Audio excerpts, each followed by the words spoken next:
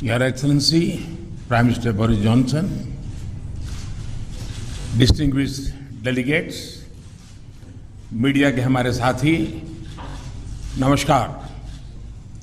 सबसे पहले मैं प्रधानमंत्री बोरिस जॉनसन और उनके डेलीगेशन का भारत में हार्दिक स्वागत करता हूं। प्रधानमंत्री के रूप में भले ही यह उनकी पहली भारत यात्रा है, लेकिन एक पुराने मित्र के रूप में वे भारत को बहुत अच्छे से जानते हैं, समझते हैं। पिछले कई वर्षों से भारत और यूके के संबंधों को मजबूत करने में प्रधानमंत्री जॉनसन की बहुत महत्वपूर्ण भूमिका रही है। इस समय जब भारत अपनी आजादी का अमृत महोत्सव मना रहा है, प्रधानमंत्री बोरिस जॉनसन का यहां आना अपने आप में एक ऐतिहासिक पल है। और कल तो पूरे भारत ने देखा है कि आपने अपनी भारत यात्रा का शुभारंभ साबरमती आश्रम में महात्मा गांधी को श्रद्धा सुमन अर्पित करके किया। फ्रेंड, पिछले साल हमने दोनों देशों के बीच कॉम्प्रिहेंसिव स्ट्रेटेजिक पार्टनरशिप की स्थापना की थी और इस दशक में अपने संबंधों को दिशा देने के लिए हमने एक महत्वाकांक्षी रोड मैप 2030 भी लॉन्च किया था।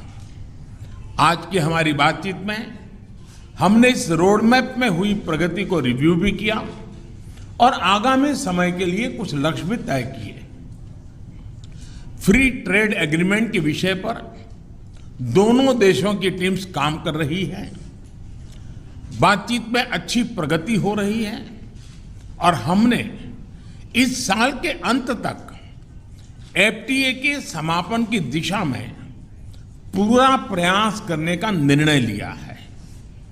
पिछले कुछ महीनों में भारत ने यूएई और ऑस्ट्रेलिया के साथ फ्री ट्रेड एग्रीमेंट का समापन किया है।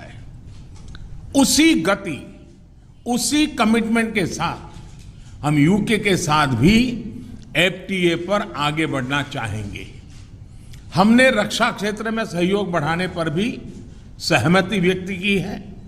रक्षा क्षेत्र में मैन्युफैक्चरिंग, टेक्नोलॉजी, डिजाइन और डेवलपमेंट सभी क्षेत्रों में यूके द्वारा आत्मनिर्भर भारत के समर्थन का हम स्वागत करते हैं। फ्रेंड्स, भारत में चल रहे व्यापक रिफॉर्म्स हमारे इंफ्रास्ट्रक्चर मॉडर्नाइजेशन प्लान और नेशनल इंफ्रास्ट्रक्चर पाइपलाइन के बारे में भी हमने चर्चा की। हम यूके की कंपनियों द्वारा भारत में बढ़ते निवेश का स्वागत करते हैं और इसका एक उत्तम उदाहरण हमें कल गुजरात में हालोल में देखने को मिला। यूके में रहने वाले 1.6 मिलियन भारतीय मूल के लोग समाज और अर्थव्यवस्था के हर क्षेत्र में सकारात्मक योगदान कर रहे हैं। हमें उनकी उपलब्धियों पर गर्व है और इस जीवंत सेतु को हम और मजबूत करना चाहते हैं। इस दिशा में प्रधानमंत्री जॉनसन ने निजी रूप से बहुत योगदान किया है। इसके लिए मैं उनका अभिनंदन करता हूं। फ्रेंड्स, हमने ग्लासगो में आयोजित COP26 में लिए गए संकल्पों को पूर्ण करने के लिए अपनी प्रतिबद्धता जताई।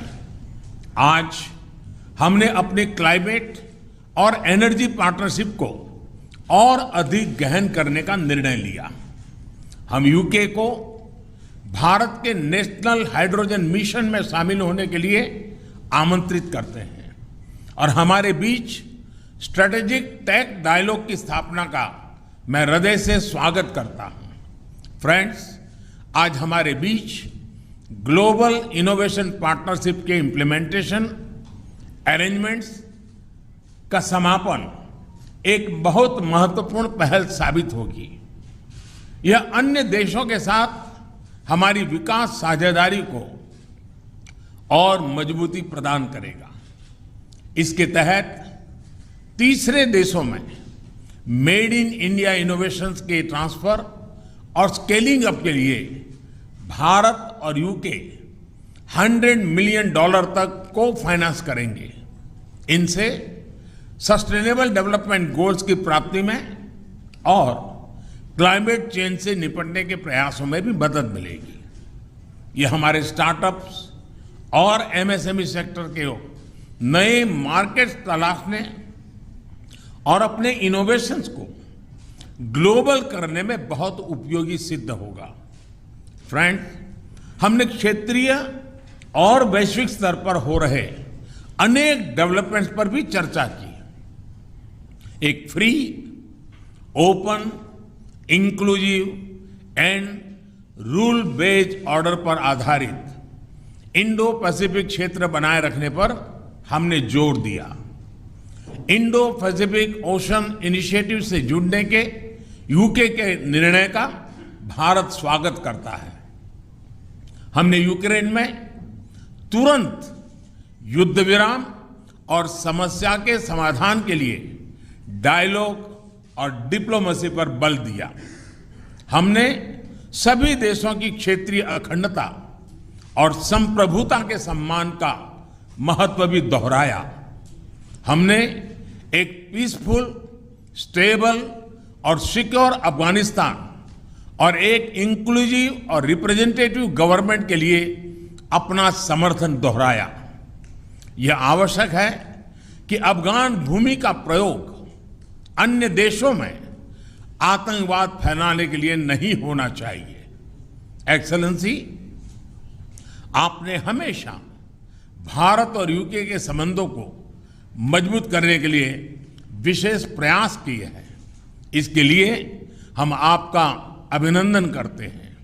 एक बार फिर आपका और आपके प्रतिनिधिमंडल का भारत में हार्दिक स्वागत